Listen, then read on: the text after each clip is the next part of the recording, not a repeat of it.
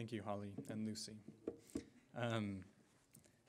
Amy Dawson is currently the Executive Assistant at Orphanage Support Services Organization located in Idaho. She has a long history through international studies programs here at BYU. She participated in our Romania internship program from a while ago. In 2005 to 2007. Before that, she had participated in the program, and she was the facilitator during those 2 years, working in the office and working with students that were going through Romania. She also completed a field study in Guatemala. After that time, Amy, before that, served an LDS mission in Sacramento, California, and also has volunteer experience with Orphanage Support Services Organization, who she works for now. She volunteered with them in 2000. And she is a native of Clinton, Utah. She graduated from BYU in International Studies with an emphasis in International Development and minors in Latin American Studies and Child Development.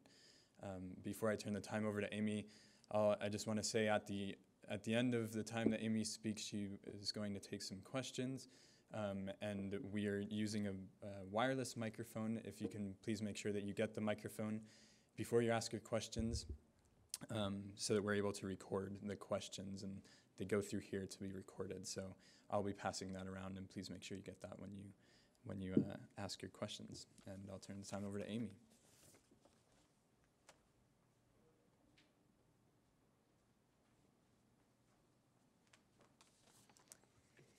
Matt, I'm excited to be here. They wanted me to talk a little bit about my field studies and how it kind of plays into what I'm doing currently. I work currently at Orphanage Support Services Organization. It's a nonprofit, non-governmental organization. We work in about 10 to a dozen or so orphanages in Ecuador. We've been sending volunteers there since 1998 to work with the children. The volunteers there provide one-on-one nurturing for the orphanages. They live in an OSO house. We have our own orphanage that we've had going for the past couple of years for children with severe disabilities, and then we spend time working with other organizations as well that aren't affiliated with OSO. OSO also provides financial and donor support for the different orphanages. Nutrition, medicine, education. We try to pitch in those areas where the organizations are lacking. We do that through sponsors. People sponsor the children, and also donors in kind and financial donors. We send down long-term and short-term volunteers. And so that's just a little bit about where I'm at now. I'm executive assistant, which is a very large, nebulous term. I do a little bit of travel planning, web content management, bookkeeping, advertising, recruiting. There's 3 people in the office, and so I get to do a lot of things. Cross-cultural communicating with the people that are in field and with our project directors down in Ecuador. I get to help out with the fundraising, a little bit of grant writing, graphic design, occasional scrapbooking, and a little bit of childcare when I'm lucky. And so it's kind of been a journey getting to this point. This has been my dream job since I first volunteered with OSO in 2000. And so I'd kind of like to talk about my journey. The dream began with holding babies. When I was 19, I found out that I just started college, and I found out my cousin was going to go down to Ecuador, and she was going to take care of orphans. And as soon as I heard about the program, I just had this vision of holding babies in need. And it was a magical vision.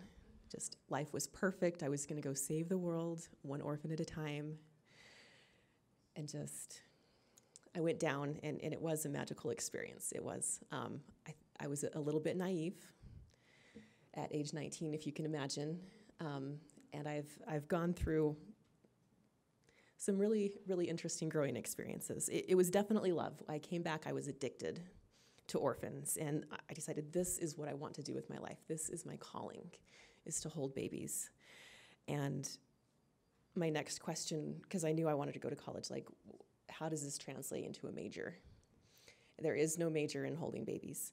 And so I talked with a few advisors, and at the time, international area studies had an emphasis in development, and I thought that sounded perfect. So I majored in development, and I decided I was going to minor in Latin American studies so I could go back to Ecuador, and that I was going to also minor in child development, because I didn't know where I was going, but I knew I wanted to know what I was doing when I got there.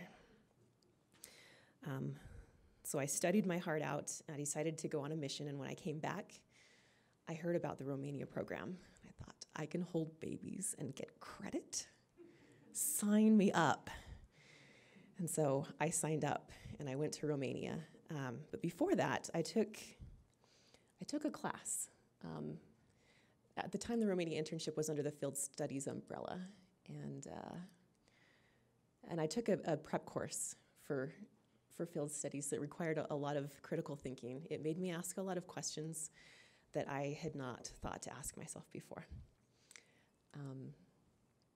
It made me consider that maybe there were other people affected by what I was doing than just me and the kids, that there were side effects of service on the host culture, and that what I was doing, even though I had good intentions, may not have entirely good results. And I began to learn in a more real way than before that, this isn't all about me. I asked myself a lot of questions, and these questions started in the prep course, and they continued as I was in Romania and also when I was in Guatemala, working with the different communities. Things I had to ask myself, am I doing this for the right reasons? What are the right reasons? Am I doing this for the kids? Am I doing this for the community, or is this just an adventure for me? What is it that I even want to accomplish? And am I being effective at it? What are the side effects? Who does this impact besides me and the kids? There were just in terms of the orphanages, the workers get frustrated with you because you're there, and Americans tend to give off this air of, I know what I'm doing and I'm here to help you, who, is less educated. People get frustrated. You get in the way, you disrupt. Some of the workers tend to see volunteers as a threat to their job security. When I was on my field study, I was studying education. I constantly felt like I was getting in the way, trying to talk to people and get them to give me some of their time. Had to ask myself, am I doing more harm than good? There's a trouble with holding babies. You get there, and you want to hold them all the time. No child should go unheld. But the problem is when you go home, and there's 2 people watching them overnight, the babies want to be held still, and they cry. And I don't know if you've ever been in a room with 10 crying babies, or 15 crying babies, or 20 crying babies, but it's a little bit maddening for 8 to 12 hours. And then also, I was going there for 3 to 6 months, and what kind of I'm hoping to impact the children positively, but when I leave, what kind of an impact is that going to make? These were not real pleasant questions to consider at times. Am I creating new problems? Am I contributing to current ones?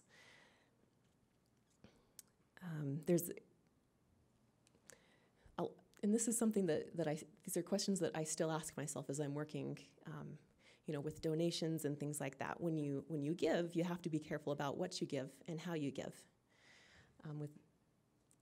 For example, you can create dependency that's not necessarily healthy, because when you leave, it can create problems. You can tip power structures. When people donate, lots of times they have great intentions. But lots of times people want to give what they want to give and not necessarily what's needed. Some examples of this, there was somebody that wanted to donate. They had volunteered in the orphanages in Ecuador, and they'd worked with some of the older girls, and they donated a bunch of money and specified that they wanted that money to go toward designer jeans for the girls so that they could treat themselves to designer jeans. And in a place where they're struggling to get adequate nutrition, it's a nice thought, but it kind of puts us in a bind because there are so many other things, so many more effective ways that we could use that money. Teaching them English so that they can get a job later, like just designer jeans just seem, that was a tough one.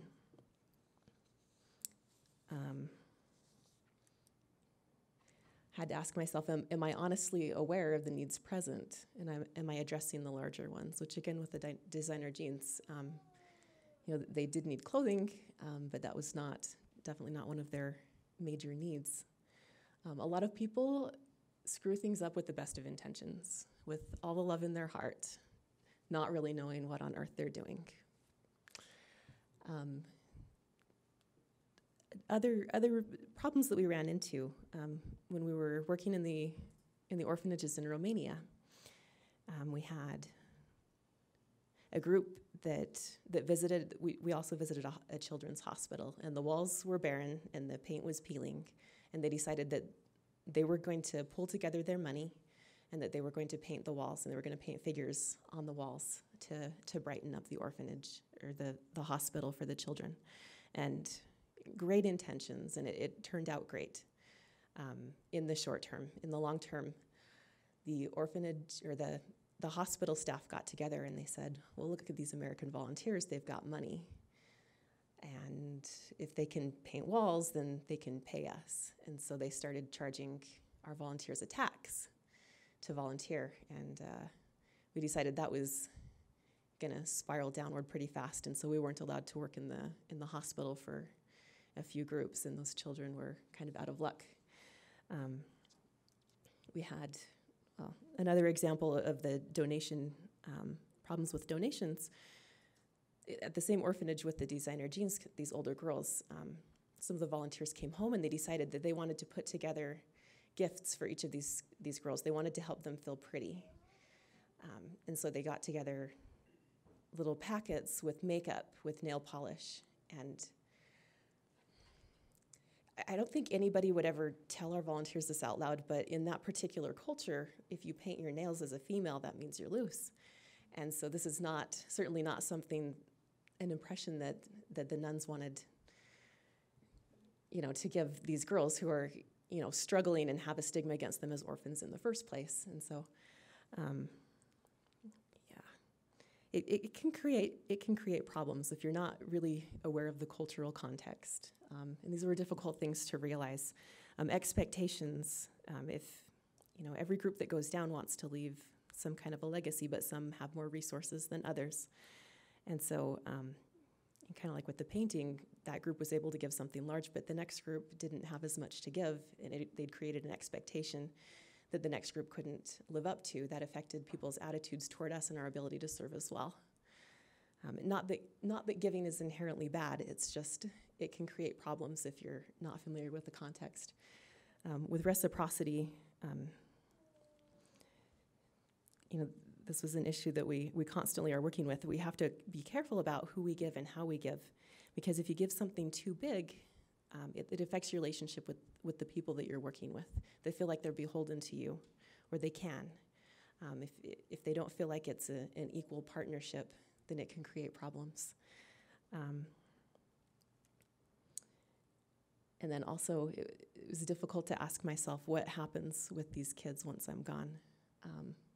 It's a difficult realization that the world is bigger than just me and my holding babies.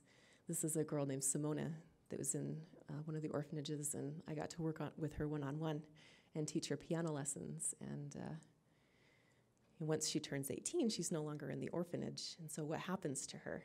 And it's a hard realization that I can go and take care of the kids, but I can't really control what happens to them in the long run, especially in the capacity of a short-term volunteer. And so I had to ask myself a lot of questions. Some of them I've been able to satisfactorily answer, and some of them not so much yet, but it's all part of the journey, right? So I gained a lot of really good experiences and a lot of insights. working and volunteering. So I got all this experience, and then I got home, moving on with my journey.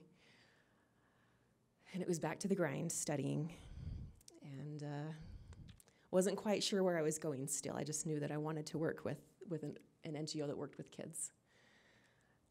I completed a field study in Guatemala, which was an amazing experience.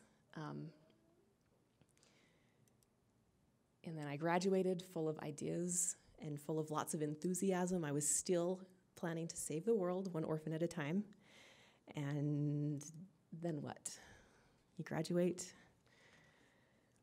and I still had some more learning to do. Life after college was not quite as rosy as I imagined it would be. I couldn't find, imagine, in Utah, any related jobs. I actually found a job that was interesting to me that was completely unrelated, but it had to do with graphic design, where they trained me to do some graphic design. I went to live with my family in Tennessee. Couldn't find a job for the life of me. The most excruciating experience. I took remedial classes. I took classes in web design. I took classes in accounting and QuickBooks, just something to make me a little bit more marketable. And I couldn't find anything. I decided that it was time to go back to school, because that's what people do when they can't figure out what to do with themselves after college, right? I mean, so that I could gain more skills, right? And then I heard the OSA was hiring, and this had been my dream. I'd kind of given up because I'd applied a few times and had never gotten it. And then all of a sudden, these skills that I'd been working on and my international experience and the insights that I had gained while I was on my field studies and through my volunteer experience, it all came together. And it was magical. It was really just about the right timing. Just learning skills. Some of them I learned while I was here. Some of them took a little bit longer to pick up. I understand there's a minor in NGO management, which I wish had been around back in the day. But it's just increased my testimony that the Lord, He helps us fulfill our righteous desires, and that it just takes some developing and maturing sometimes. It's been a long journey, and it's been a great journey, and I'm really excited to see where the journey takes me. But are there any questions, comments, jokes, gossip?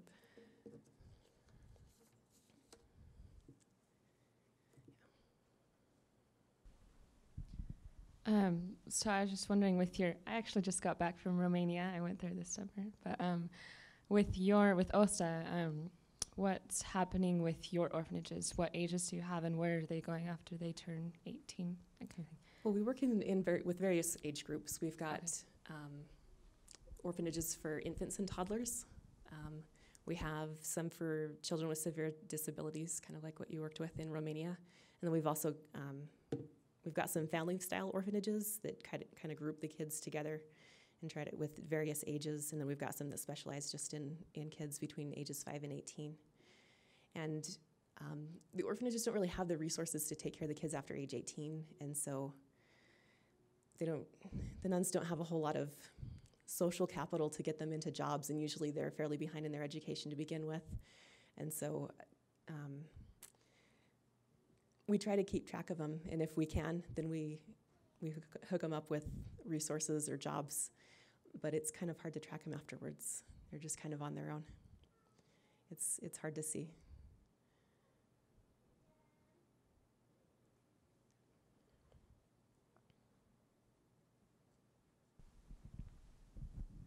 Amy, congratulations. You brought up a lot of questions, though, without giving us the answers of how do you balance this or that.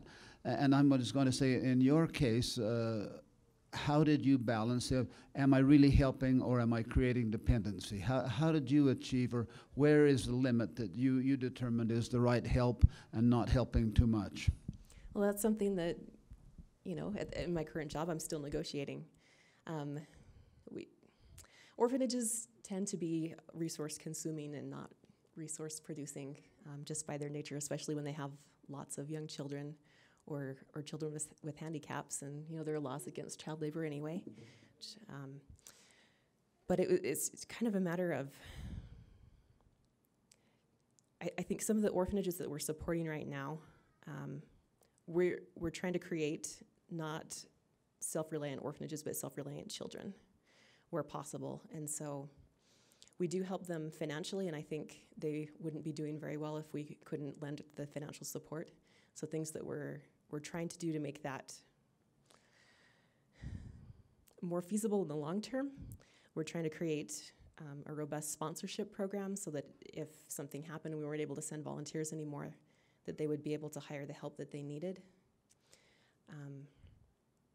Another thing that we've been trying to do, like especially with the older girls who are facing having to leave the orphanage after in a few years, we've tried to get them into English classes and computer classes so that they have marketable skills once they leave so that they can get into a job. But yeah, as far as, that's something that we have to ask ourselves frequently in my line of work, is where is that line? What is too much support? Haven't found a happy answer to that, a happy medium in lots of circumstances there. Makes any sense? I think Holly had a question.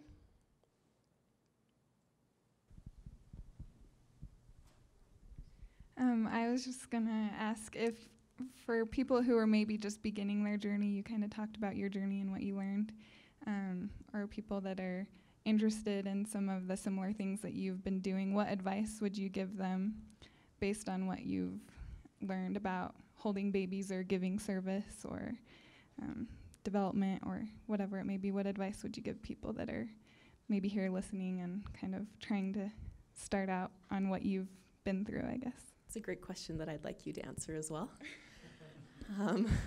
Holly also worked with me we were co-facilitators in the Romania program.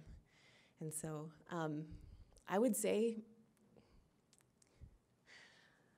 make sure that you've got some of these side skills that I was talking about. Make sure that you've got something that will make you valuable in an office setting. If you want to support an NGO, volunteering is great, but they're not going to hire you to volunteer. And so, dang it, I wish they would. But yeah, just make sure that you've got some of the side skills. I think it was very valuable for me to learn some of the theories of development and to learn a lot about child development, and that helps me in my interactions with the children in kind of developing the programs and the kinds of therapies that we work with the children, but also to be able to support an NGO in an office type capacity, earning those skills. I would say go for it. Take some accounting classes, take some web design classes, something along those lines. And I'm really curious, Holly, if you don't mind. I guess I would probably just say, think about what you're doing, ask yourself lots of questions. I mean, I think that's the way to not, to avoid like missteps or to avoid doing more harm than good, or to kind of figure out where you're going. You talked about you wanted to be ready for where you were going to end up, so you learned those skills. So I think just asking yourself lots of questions, I think that's good to kind of analyze what you're doing. And you talked about critical thinking skills, and I think that's really important. So.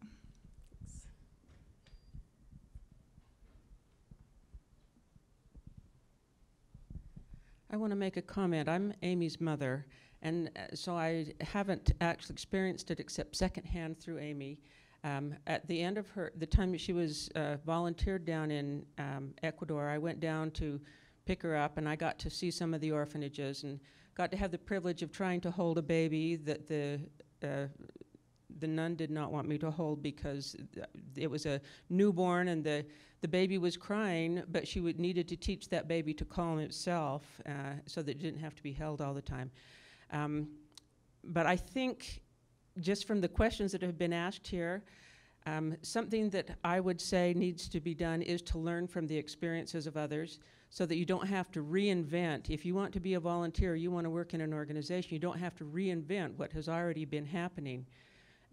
Just from lectures that I've listened to today, I have heard people talk about in NGOs, talk about their experiences and how their experiences have changed over the years. And so if you get involved in field studies, find out what that country does, what some of their customs are, what people that have already been there have experienced, so you don't have to go and learn that for yourself and keep reinventing the wheel.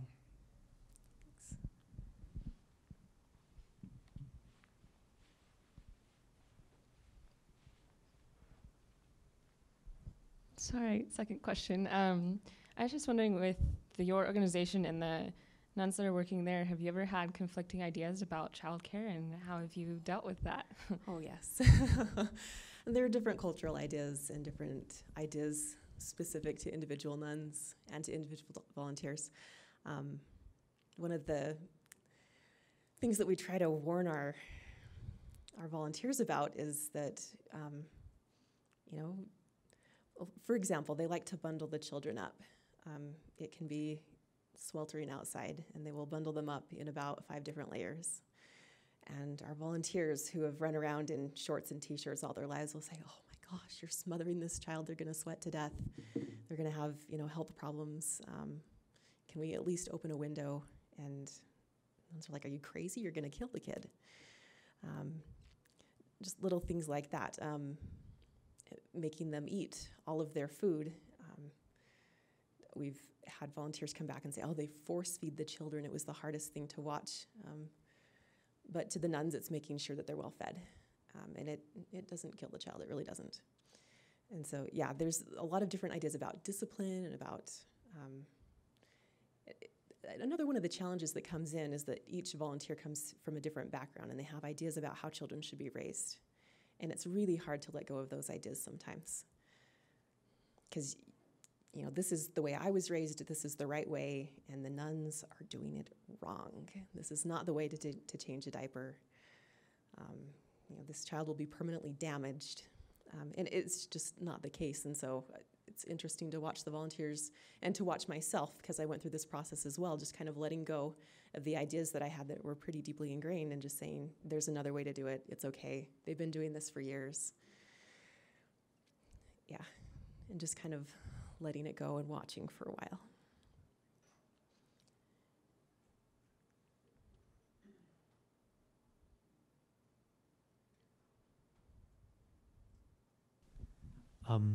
You mentioned do you work with Catholic orphanages? Is that what I understand? You Mostly mentioned Catholic, nuns. Okay. Could you maybe talk a little bit about the association or the relationship these orphanages have with the community or the cities that they're in? And is there some type of tie into maybe placing the children that reach their 18th year of life? And I don't know if you could describe a little bit of about that. I'm actually not super familiar with the dynamics between the community and the orphanages. I know that from time to time, while I was visiting back in May, there was a group of high school students that came in to do a project to work with the kids and to feed them yogurt and kind of get familiar, play games with them. The kids were actually terrified because they'd never seen them before, and they didn't react quite like I think the high school students wished they would. They're kind of, the community's aware of it, especially the Catholic community. I believe it was a Catholic high school that came in to work with them. They're aware of them, and they have small projects, but as far as placement, that's not quite so common. There aren't a lot of social resources available for the kids once they turn 18. So. Can I ask a question? Please. I was wondering in connection with Lucy's comment, where you're talking about kind of breaking down these perceptions of this is what the child needs, this is the right way to take care of the orphans, and so I'm wondering how, if you have any ideas or maybe what the organization does to train volunteers, or what they do to try to break down those perceptions, and maybe if you think that how you think that can happen. Is it best to do some sort of training, or is it something that just has to happen through the experience? We do warn them through the interview process we kind of educate them that there are a lot of childcare practices that they might not agree with, but that it's something that they're going to need to follow. 'Cause our presence at the orphanage is at stake. If you insult a nun, yeah, not good. My personal advice would be, and what I try to tell the volunteers when I'm helping prepare them for the experience, is just to sit back and watch. Just observe what's going on, because it's not always what it seems to be.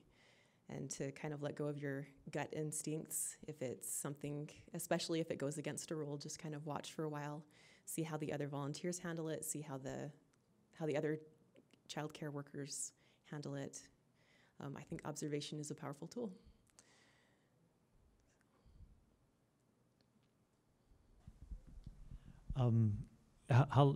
First question, how long have you been working with OSO? And then what things from your field study experiences have you been able to apply to this particular organization? I don't know if you can give a couple examples or something like that. Yeah, I've been working with OSO for a year now.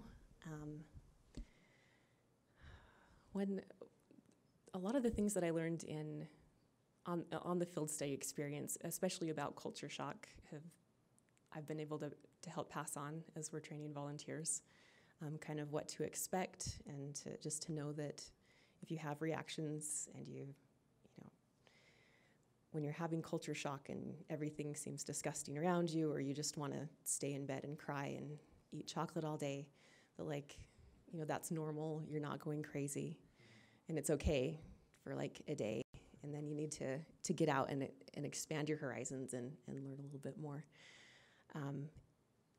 Just concepts about time. In the field studies course, we talk about kind of perceptions of time, about being monochronistic versus polychronistic, about how in the United States we tend to be very, time is a commodity. We sell it, we buy it, we waste it. Whereas in some of these other cultures, in Ecuador specifically, like it's a context in which you live. And it's not something, things happen as they happen, and it's okay if you're late. It's okay if things aren't as organized as you would like them to be. That it's not wrong not to go by a day timer. That it's okay to let things kind of happen as they unfold. Reciprocity is another big one. Give and take in relationships. This is another important principle that I think I'm still learning and still kind of watching and trying to get familiar with, because it's different for each individual that you work with. But reciprocity in donations, reciprocity in working with sponsors. What are they expecting? What expectations are we setting up for them? Are we making sure that we're meeting them? Those are the first ones that come to mind.